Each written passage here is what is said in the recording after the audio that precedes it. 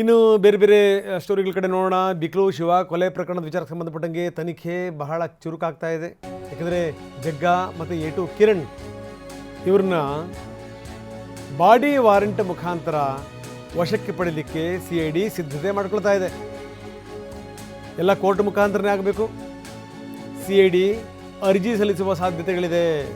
ಜಗ್ಗನನ್ನು ಮತ್ತು ಎ2 ಕಿರಣನ್ನು ಕೊಡಿ ಅಂತ.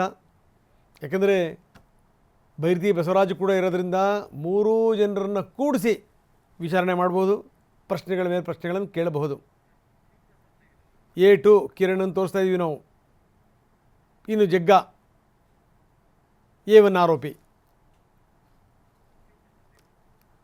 ಬನ್ನಿ, ನಮ್ಮ ಪ್ರತಿನಿಧಿ ಶಿವಪ್ರಸಾದ್ ಈಗ ನಮ್ಮೊಂದಿಗೆ ನೇರ ಸಂಪರ್ಕದಲ್ಲಿದ್ದಾರೆ. ಶಿವಪ್ರಸಾದ್, ಅಂತೂ ಈ ತನಿಖೆ ಮತ್ತಷ್ಟು ಚುರುಕಾಗ್ತಾ ಇದೆ. ಅದರ ಮುಂದಿನ ಹಂತ ಏನು ಅಂದರೆ ಜಗ್ಗನನ್ನು ಮತ್ತು ಕಿರಣನ್ನು ವಶಕ್ಕೆ ಪಡೀಲಿಕ್ಕೆ CID ತಯಾರಿ ಮಾಡಿಕೊಂಡಿರುವಂಥದ್ದು. ಏನಿದೆ ಹೆಚ್ಚಿನ ವಿವರ?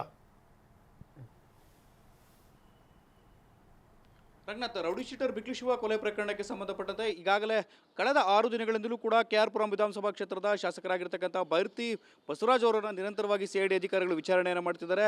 ಆ ವಿಚಾರಣಾ ವೇಳೆಯಲ್ಲಿ ಪ್ರಮುಖವಾಗಿ ಈ ಪ್ರಕರಣದಲ್ಲಿ ಪ್ರಮುಖ ಆರೋಪಿಯಾಗಿರ್ತಕ್ಕಂಥ ಜಗ್ಗಾ ಏನಿದ್ದಾನೆ, ಜಗ್ಗಾ ಅಲಿಯಾಸ್ ಜಗದೀಶ್, ಈತನಿಗೂ ಹಾಗೂ ಎ2 ಆಗಿರ್ತಕ್ಕಂಥ ಕಿರಣ್ಗೂ ನಡುವೆ ಇರತಕ್ಕಂಥ ಲಿಂಕ್ ಏನು ಅನ್ನೋದನ್ನ ಎಸ್ಟಾಬ್ಲಿಷ್ ಮಾಡೋದಕ್ಕೆ ಪ್ರಯತ್ನವನ್ನು ಪಡ್ತಿರ್ತಕ್ಕಂಥದ್ದು. ಈ ಹಿನ್ನೆಲೆಯಲ್ಲಿ ಪ್ರಮುಖವಾಗಿ CID ಅಧಿಕಾರಿಗಳು ಕೇಳ್ತಿರ್ತಕ್ಕಂಥ ಪ್ರಶ್ನೆಗಳಿಗೆ ಬೈರತಿ ಬಸವರಾಜ್ ಅವರು ಸಮರ್ಪಕವಾಗಿ ಉತ್ತರಗಳನ್ನು ನೀಡ್ತಿಲ್ಲ, ಗೊಂದಲದ ಹೇಳಿಕೆಯನ್ನು ನೀಡ್ತಿದ್ದಾರೆ ಅಂತೇಳಿ ಮಾಹಿತಿ ಲಭ್ಯ ಆಗಿದೆ.